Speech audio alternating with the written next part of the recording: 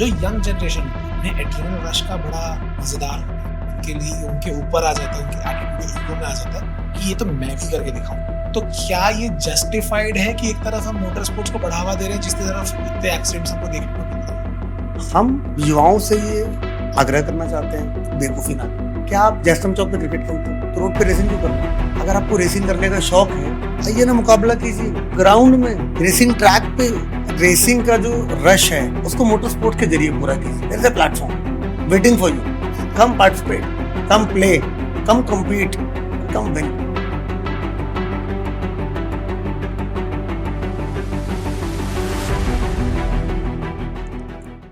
Motor sports organisation की president है आज हमारे साथ। मुझे सबसे पहले ये जानना है सर कि ये जो नाम है आपका उज्जवल दीपक, इसमें दो नाम है, ये दो नाम के पीछे का कारण क्या है?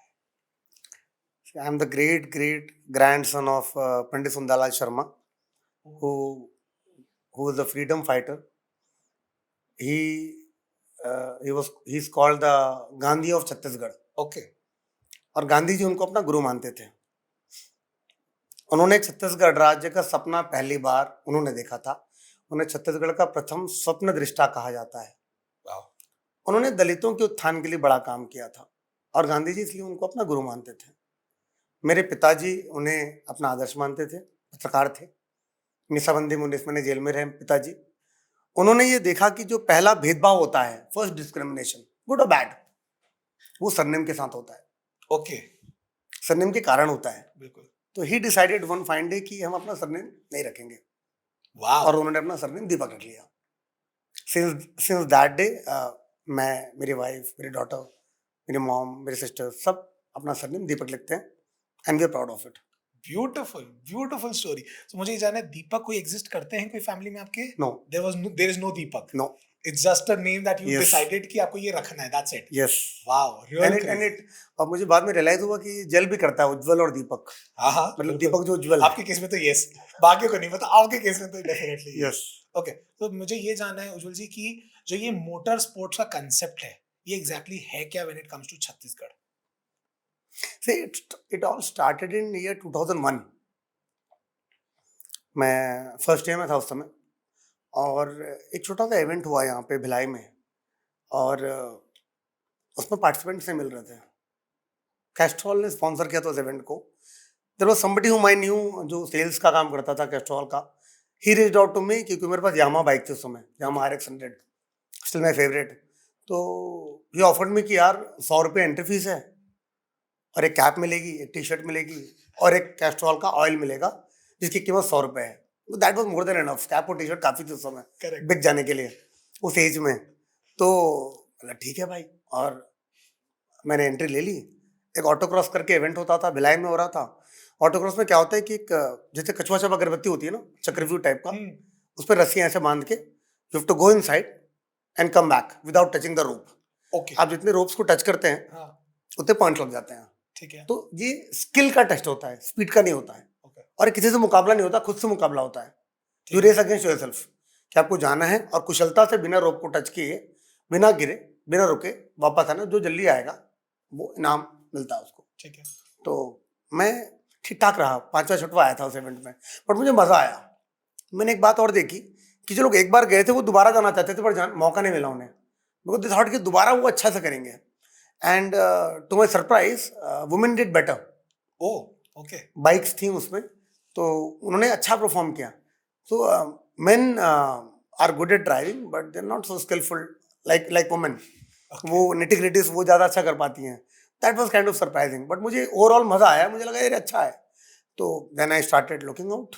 तो इंटरनेट उस समय नया था, हमने देखा और खोजा और देखा कि मोटर स्पोर्ट्स एसोसिएशन छत्तीसगढ़ में नहीं है। ठीक है। तो एक ग्रुप ऑफ फ्रेंड्स हम मिले और हमने डिसाइड किया let's bring this sport to Chhattisgarh. ठीक है। नया राज्य बना था, हर चीज़ नहीं हो रही थी, सड़कें बन रही थी, हमारे मॉल भी नहीं था उस समय, कैफेज खुल रहे थे खूब सारे, होटल्स खुल रहे थे। बेबीलोन नहीं खुला था उस समय बाय द वे। अच्छा। ताज हयात तो बाद में आए, मैरियट। तो हम लोग उस समय we were like the baby boomers कह सकते हैं छत्तीसगढ़ राज्य के।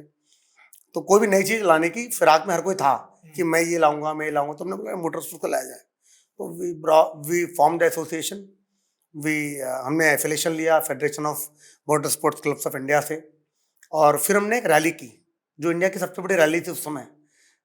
छत्तीसगढ़ के पर्यटन को बढ़ावा देने के लिए रायपुर से मैनपाट तक की कार रैली की हमने, क्या बात है। जिसमें 1,51,000 उस समय इनामी राशि थी।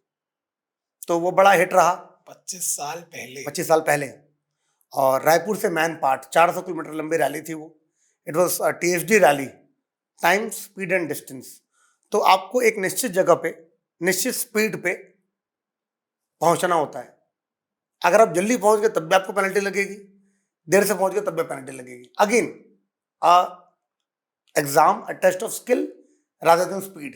Okay, nice. ट्यूलिप चार्ट दिया जाता है उसमें कार और बाइक ड्राइवर्स को। उस ट्यूलिप चार्ट को फॉलो करना पड़ता है। रास्ते में लोग बैठे रहते हैं पेड़ के पीछे छुप के, पहाड़ के पीछे।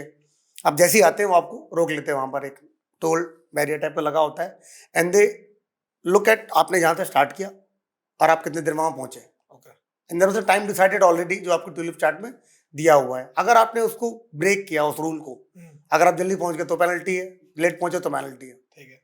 तो ऐसा वो TSD रैली कहते हैं उसे, वो हमने किया था।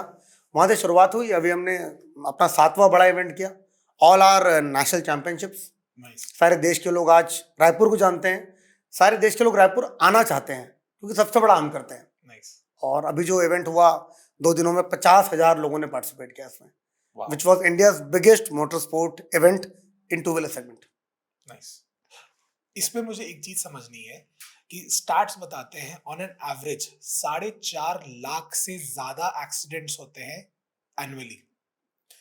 बट दूसरी तरफ मोटर स्पोर्ट्स को बढ़ावा दे रहे हैं। जो यंग जनरेशन होती है उन्हें एड्रेनल रश का बड़ा मजेदार होता है। उनके लिए उनके ऊपर आ जाता है, उनके एटीट्यूड या ईगो में आ जाता है कि ये तो मैं भी करके दिखाऊंगा। एंड वो कुछ नहीं करते हैं, वो बाइक पकड़ते हैं और वो निकल चढ़ पड़ते हैं and they tend to meet an accident. तो क्या ये जस्टिफाइड है कि एक तरफ हम मोटर स्पोर्ट्स को बढ़ावा दे रहे हैं जिसकी तरफ इतने एक्सीडेंट्स हमको देखने को मिल रहे हैं?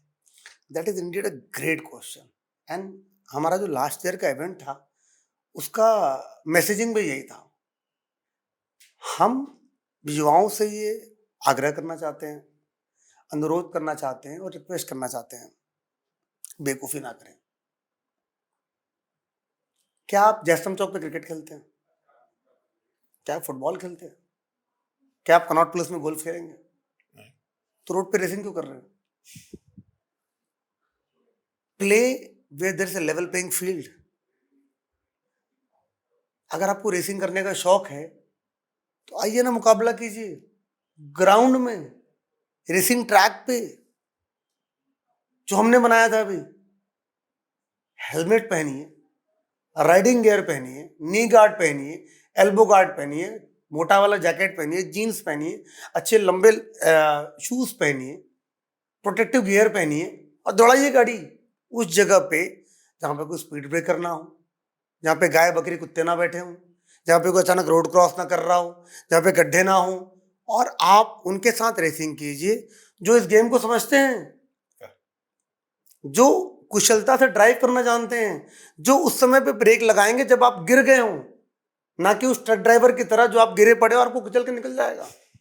तो जिस तरह से आप बाकी स्पोर्ट्स को एक इकोसिस्टम के अंदर खेलते हैं, वैसे motor sports is a sport.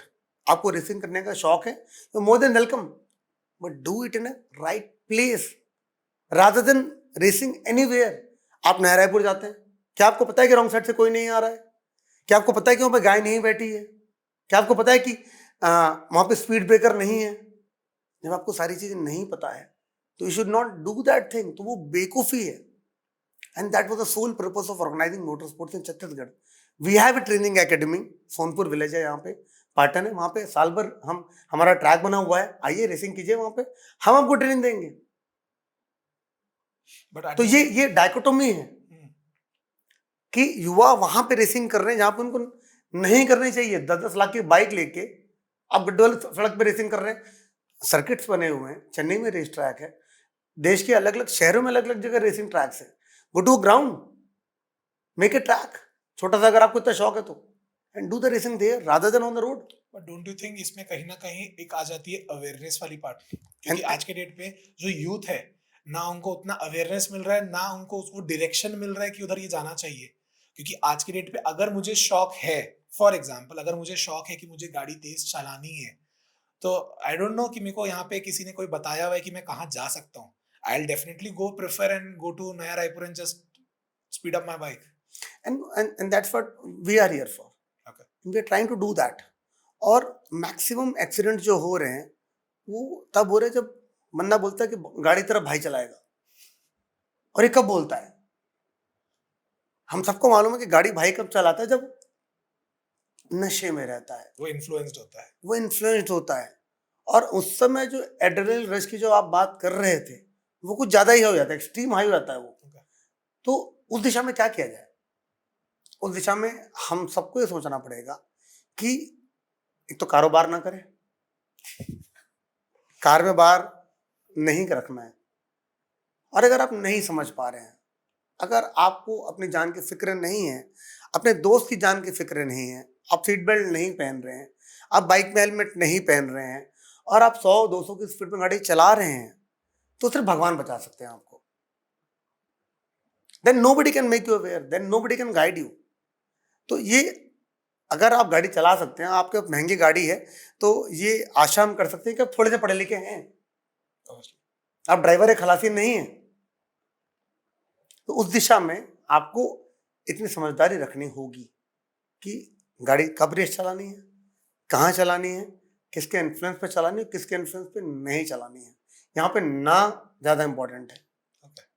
इसमें मेरे को एक चीज समझनी है कि when you talk about Chhattisgarh, Raipur की हम बात करते हैं, छत्तीसगढ़ की बात करते हैं, तो यहाँ पे कहीं ना कहीं जो ट्रैफिक पुलिस होती है उनका बहुत बड़ा रोल प्ले होता है इस पे। बिल्कुल। जो हम बात करते हैं गड्ढे की, वो तो सब साइड रखते हैं, बट इन जनरल अगर हम बात करते हैं कि रोड रेस जो चल रहा होता है या फिर हाई स्पीडिंग चल रही होती है, रेड क्रॉसिंग हो रही होती है, कोई जेब्रा क्रॉसिंग का सिस्टम नहीं चल रहा होता है, वहां पे कहीं पे डू यू थिंक कि देयर इज अ स्कोप कि यहाँ पे अगर ट्रैफिक पुलिस अपना काम अच्छे से करे तो बहुत कुछ चीजें अच्छी हो सकती है? Definitely, and I think the whole ecosystem plays a very important role.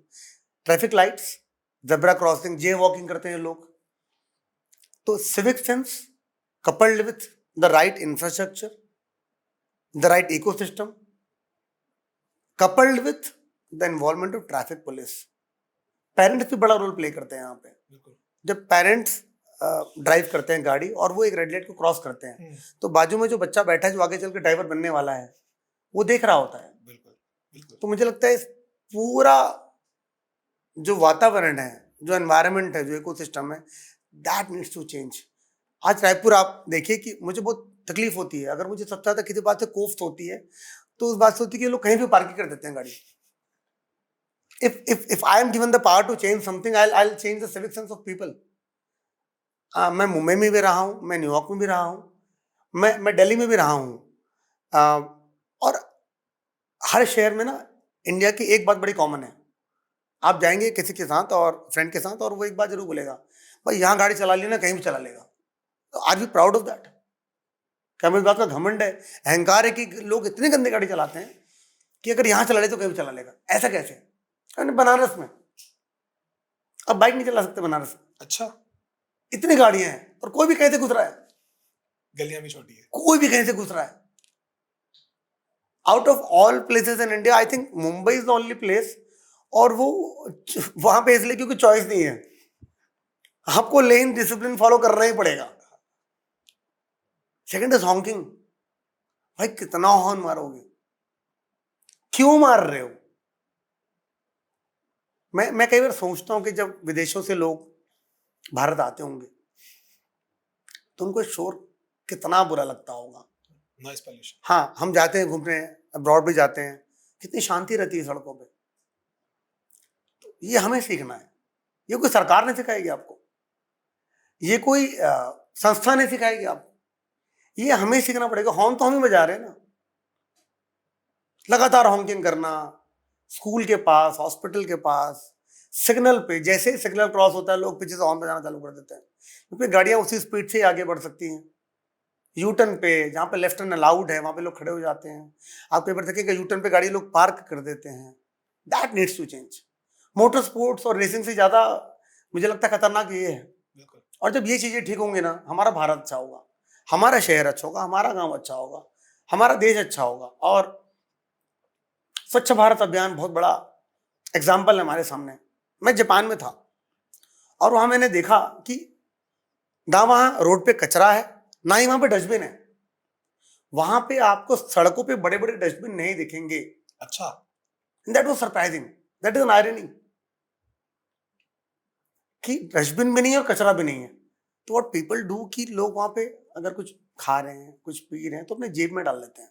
आपने प्रधानमंत्री मोदी जी को ऐसा करते हुए देखा होगा हमेशा। Yes, yes. और स्वच्छ भारत अभियान की परिकल्पना, मुझे लगता है शायद वो जापान से आई है हमारे देश में। प्रधानमंत्री मोदी जी के अच्छे मित्र थे वहाँ के प्रधानमंत्री, शायद वो कभी गए होंगे, ऐसा मुझे लगता है। क्योंकि वो जो कल्चर है और देखता हूँ, और आज वो कल्चर हम अपने बच्चों में देख सकते हैं। पहले हमारी भी आदत थी, हम भी उसी माहौल में पले बड़े हैं जहाँ हम कचरा कहीं भी फेंक दिया करते थे।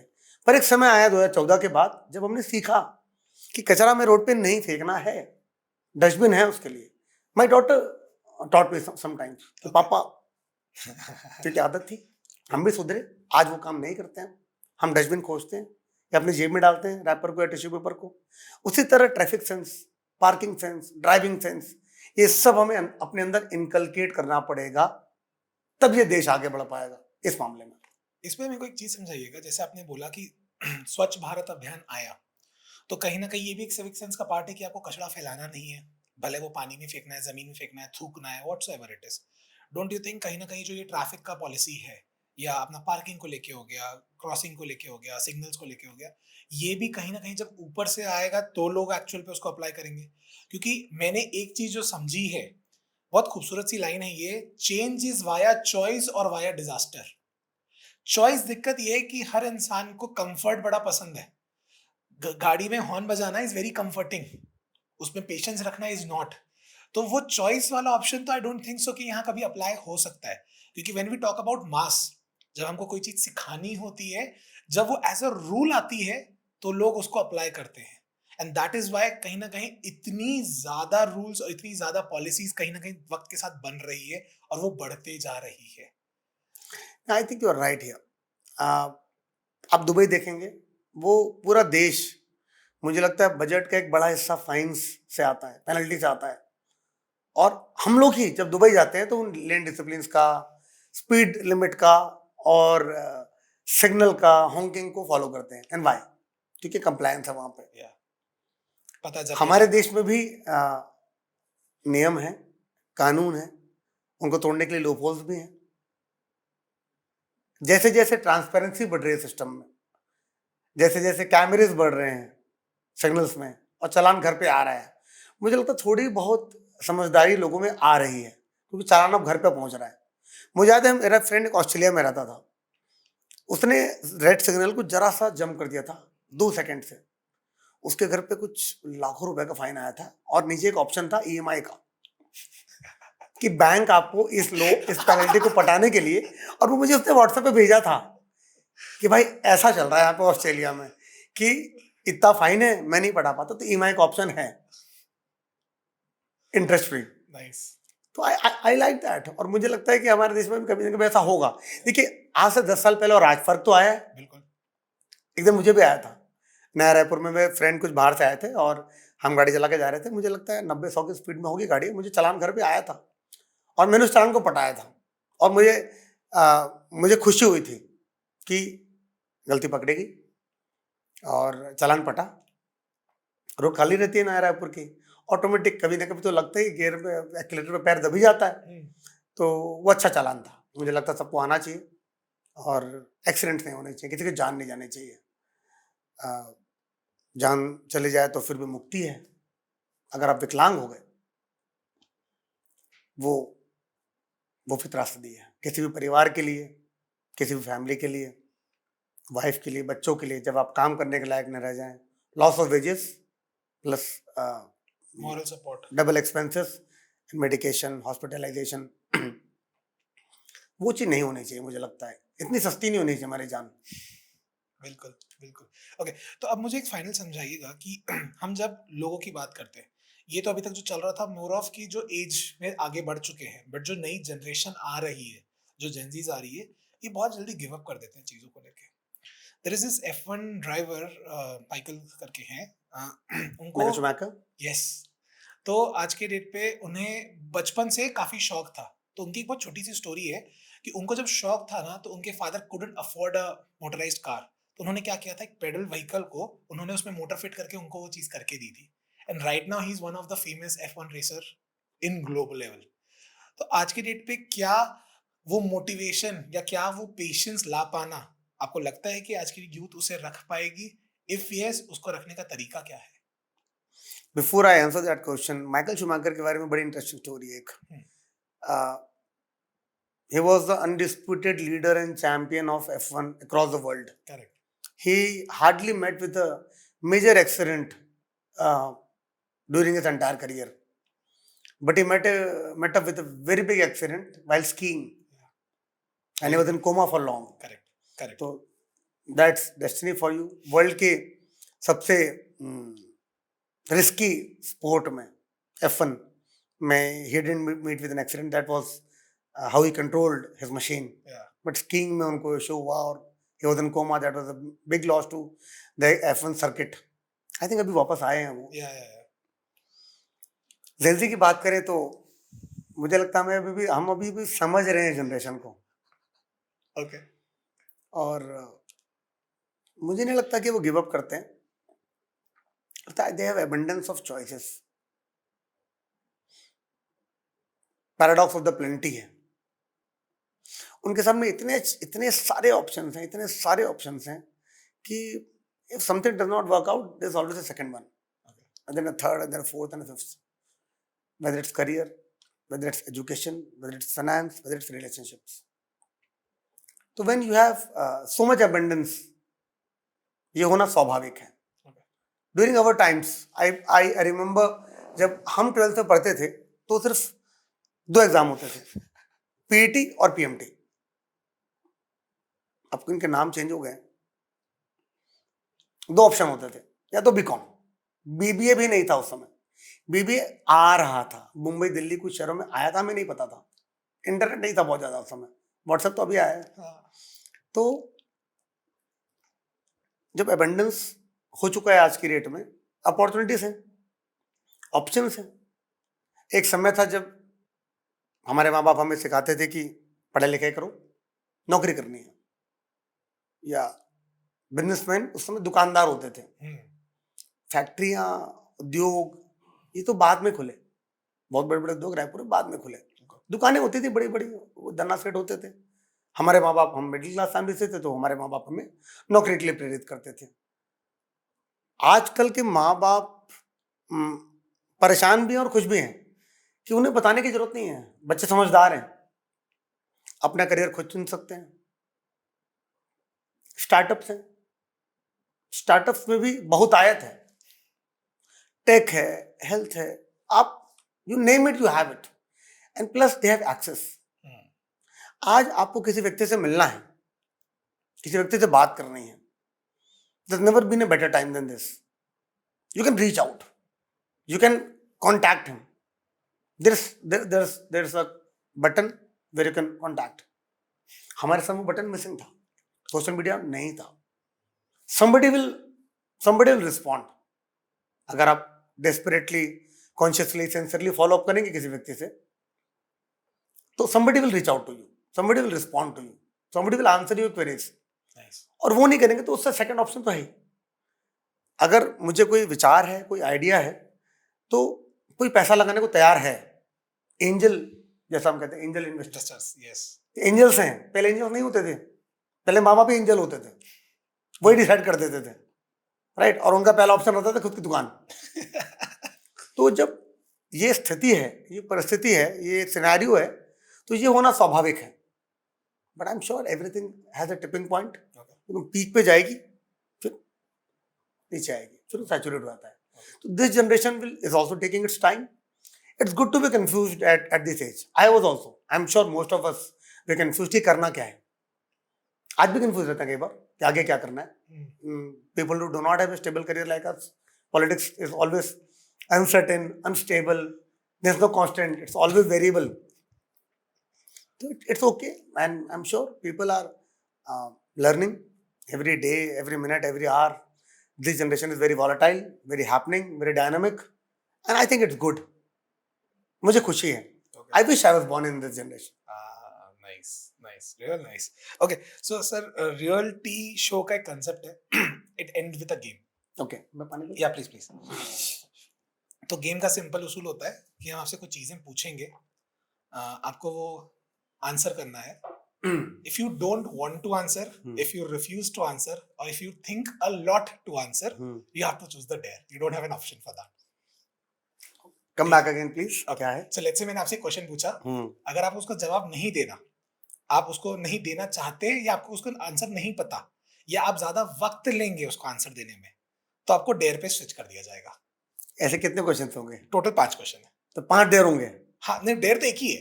डेयर वही एक ही डेयर है? हर बार बदले, मतलब वही हर बार करना पड़ेगा. डेयर क्या है इस बार?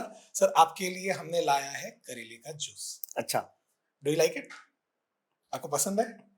Not really, but ठीक है. ओके, सो ये है करेले का जूस. क्वेश्चन सिंपल रहेंगे. अगर आपने उसका आंसर दे दिया तो ये जूस ऐसा ही का ऐसा ही रहेगा. ठीक है. और अगर आपको नहीं देना या आप नहीं दे पाए तो आपको ये पीना होगा. So are we ready for it? मैं पहले पी सकता हूँ क्या करेले का जूस? टेस्ट करना है क्या? अच्छा, आप पहले ही खत्म करना है, खत्म करोगे ऐसा? Choice is yours. Go ahead. Okay, so basically मैं एक स्टेटमेंट पुट आउट करूंगा, आपको वो स्टेटमेंट को कंप्लीट करना है. ठीक है? पब्लिक इमेज स्ट्रांग है लेकिन प्राइवेटली आप एक युवा है. ओके. सेफ्टी कॉम्प्रोमाइज होती है जब आप बेवकूफी करते हैं. फेलियर का डर तब लगता है जब आपको फेलियर की आदत ना हो. लोग सोचते हैं मोटर स्पोर्ट्स ग्लैमरस है पर रियलिटी में ग्लैमरस है. ओके. लास्टली, सक्सेस का मतलब मेरे लिए अब क्या है? फेल होने की आदत डालना. ब्यूटीफुल.